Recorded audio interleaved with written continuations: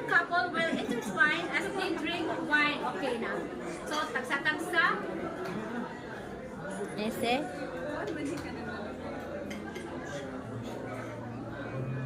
Okay, mo to siya. The arms of the couple will intertwine. Kaya murag magbukos. Anas! Kalamit kita Laay. naman. Ay, very good.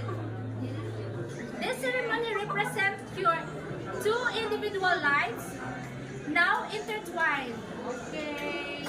Ahem. Yay! Combine like the two glasses wine into one single life.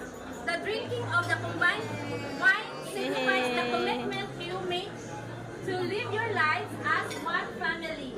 Siya, secret. You may remember this day and commitment to yourself with drinking of the new wine, joining our lives as one. Okay. Nakuwang